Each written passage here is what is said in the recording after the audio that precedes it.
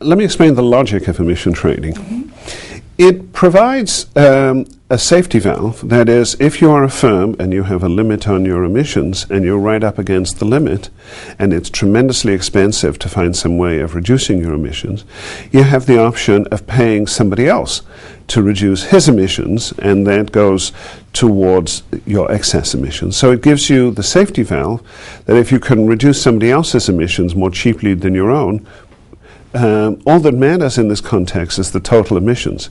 It doesn't matter whether I'm emitting in terms of the effect on the planet or you. All that matters is the total emissions. And so if I can pay you and reduce your emissions more cheaply than mine, the planet comes ahead as a winner. Moreover, if I can reduce emissions more than I need to, given a regulation, without emission trading, I don't have any incentive to do that. Why should I go above and beyond what I'm required to do?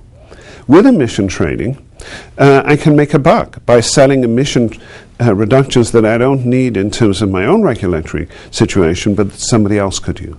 So it provides flexibility. It encourages more emissions than simple regulation would give.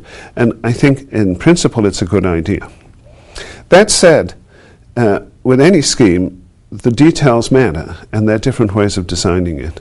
And it's important that emission trading, in this case, be accompanied by regulatory efforts requiring efficient appliances, requiring automobiles with limited greenhouse gas emissions from their tailpipe and so on, requiring electric utilities, when they sign new long-term contracts for electricity, to sign contracts with very efficient generators, or rather with very low emission new generators.